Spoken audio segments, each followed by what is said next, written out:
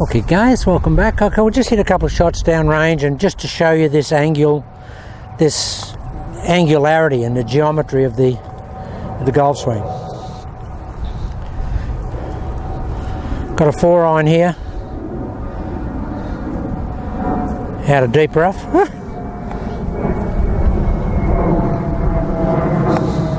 Now we're going to go, I don't know if you can see the old car in the distance. That's way down there from here. That's about 220 from here, 220 metres. Okay, so I'm going to aim at it. I'm going to turn my feet, step away, back load, 5 o'clock nose,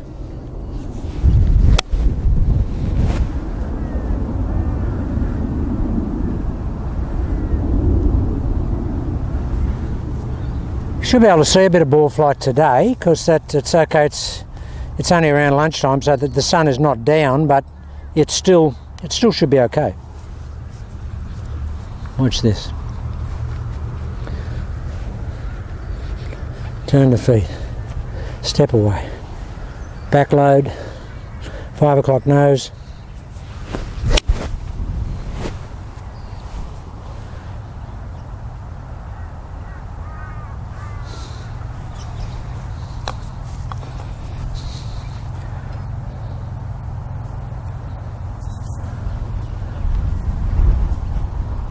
Yeah, I was just aimed left there. See, when you're doing it quickly on the camera, you really don't give a lot of commitment to the alignment. Now, I was actually aimed over that post there, and that's where it went.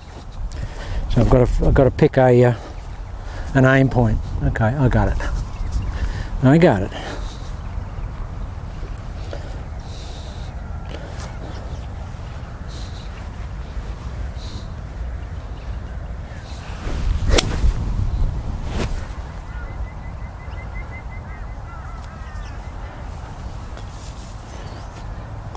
Got a screaming right to left wind here, guys, so the ball's gonna get taken right to left. It's just, whew. You see those flags down there, just whoop, probably 35 k's straight across. So any type of draw is just going to pick up big time. Back.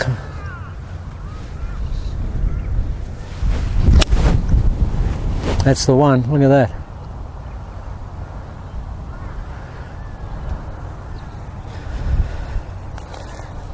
Surprising how close that got to the car down there. It's about 220 metres, about 240 yards. And it's a knockdown right to left wind. That got within about 20 yards of that car. But it was a little bit of a hard draw. Backload.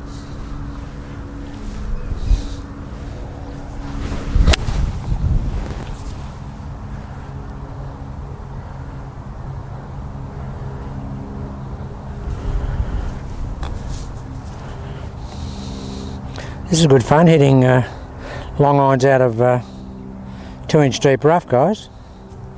Really good for the wrists. Especially out of this. You people who are not Australian, this is crabgrass. It's just so hard to hit. Just kills the grass. Kills the club. Yeah, step away. Okay, James. Big back load.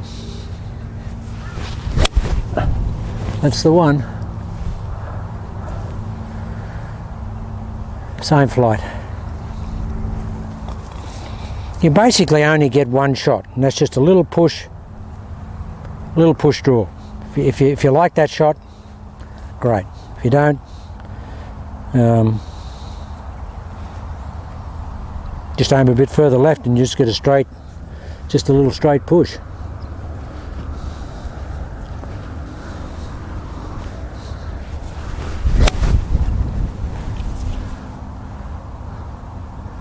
Now just third groove that, and I just thinking about everything then but no 5 o'clock nose.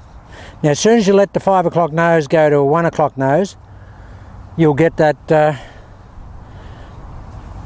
little thin shot. It's still okay, but I mean, it's just, I know the reason for it. Still goes dead straight.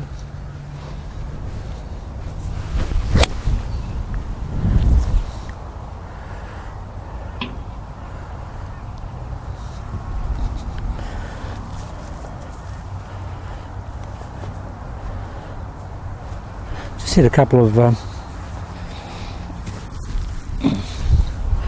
rescues down there, hybrids.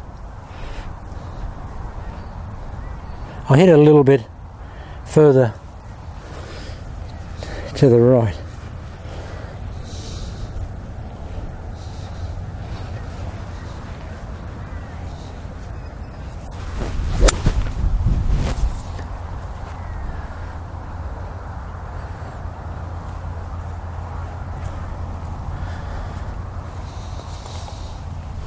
The longer clubs don't matter at all, guys. I mean, you'll still hit it just great, but you just got to commit to the 5 o'clock nose big time.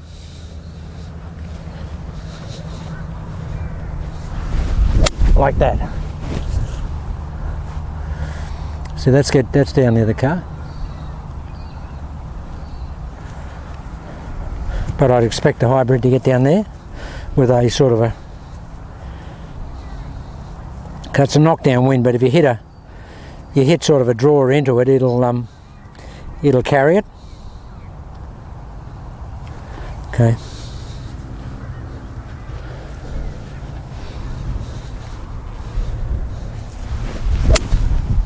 That's a great shot there. I might have been aiming that a little left because it's just gone dead straight, but just a little left of the car.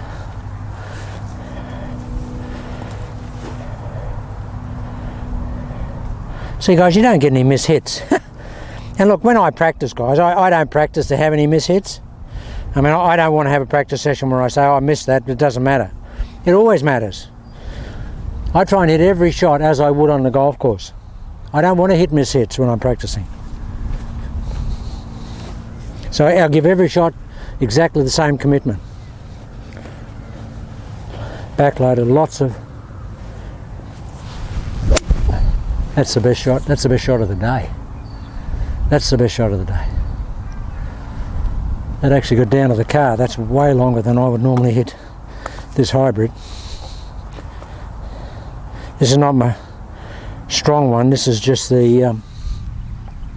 it's not my 1-iron one. This is just the 2-iron one.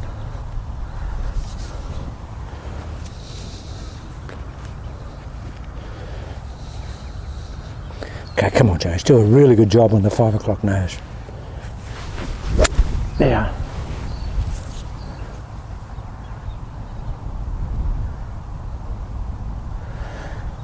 Now, that's probably, I mean, that's dead flush centre out of the club. That's probably the worst that you can get, shot you can get with this swing.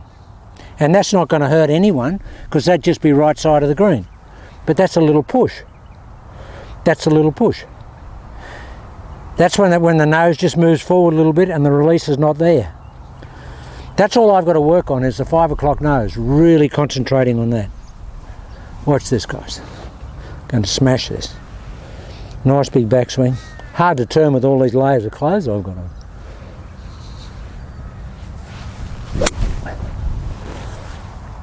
See, that's so clean, that hit.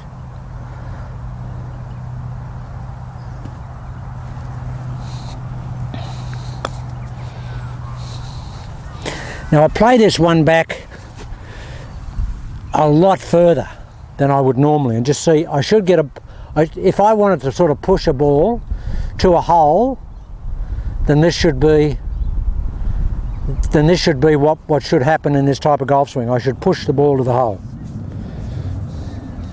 because I'm going to play it way outside the trail foot. That's way back. I should push this. And I did. Now guys, that's exactly the shot I got, just a straight push. Because I had it way back, probably 4 inches behind my trail foot. Now if you want to just, if you're on a tee and it's a dog leg to the right, just aim way left, play it way back with the driver or whatever, and then you'll just push the ball to the dog leg. Now that's one of the good things about the shot making you can actually get involved in with this golf swing. You can do that because you've only got one side of the starting line where the ball will go. It'll never go this side of the starting line. All right, now get back on normal position.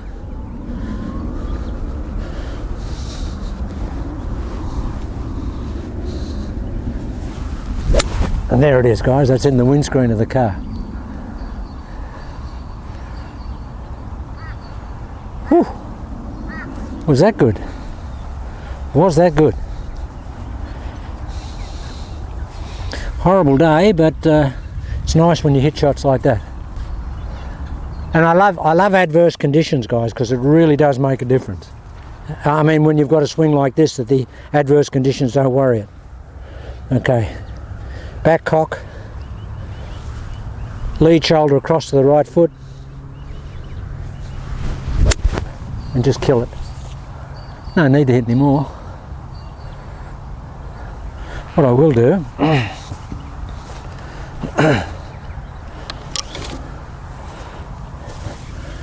guys, you're probably back down the track somewhere on my Atomic Golf site. You'll see some videos where I advocated this type of action for pitching the golf ball. Well, and of course this swing is still very much for that aspect of the game. You don't change it for any portion of the game. Just going to hit some there between those two posts. We've got this, where basically you can face the target, guys, look, like this, and in those earlier videos that I did way back a few months ago, you can actually face the target with your feet here and then just turn around, which is basically the same position. Now the ball here for this pitch shot is my feet are facing there, my hips are facing there, I'm facing here.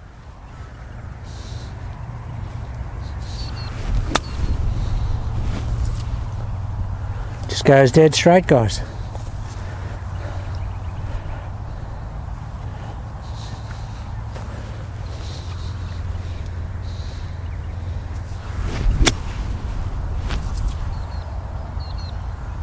It's the same shot. So that's a good thing about it.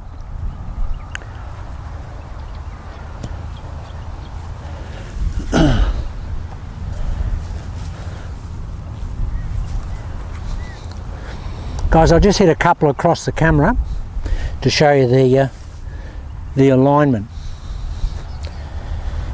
Got to get the right angle here so I don't take the camera out. I'm not going to hit it that low. But if the camera's my target, this is the process. The camera's my target, here, turn around, here. Now I'm over here, guys, see this? But then I backload the shoulders.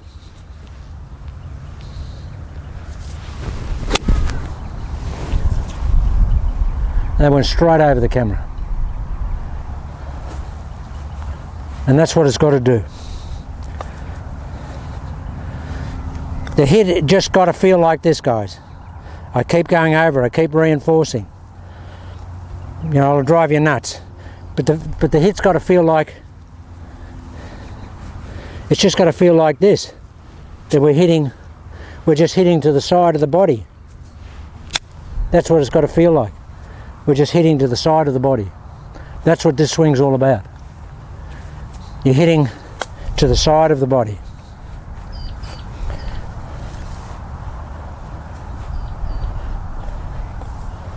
Just hit one more up there. It's not a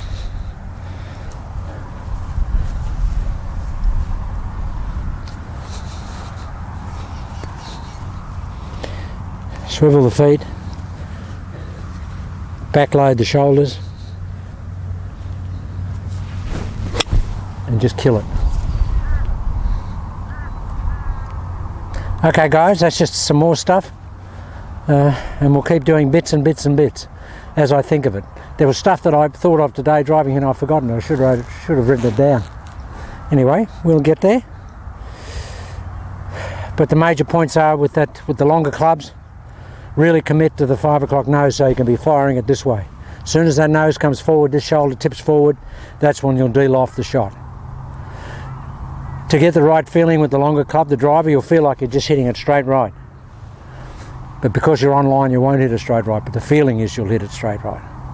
Because you're firing it from inside the body. And anytime you fire it from sort of outside the trail part of the body as a feeling, you'll feel like you're going to, for a right hand, you're going to hit it straight right, but you don't. And that's what the practice fairway is for, to pick up those feelings and those variations and those compensation factors that you need to apply. That's what the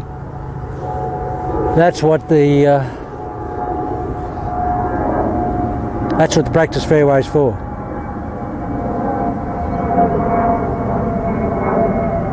Okay, guys, that's basically everything in a nutshell today. There's lots more, but it's the intricacies of it and the sequencing of it and the protocol. You've got to do the protocol in numbers. It is just basically setting up and swinging the golf club by the numbers. You go through the sequence and you apply that sequence, and if you have that sequence in your mind, you can't lose a part of the swing. It's basically a 1, 2, 3, 4, 5 activation.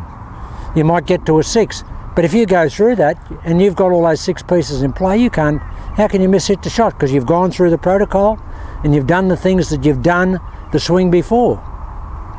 My mantra is, guys, if you've hit a shot perfectly, there's no reason why you can't hit it perfectly again and again and again.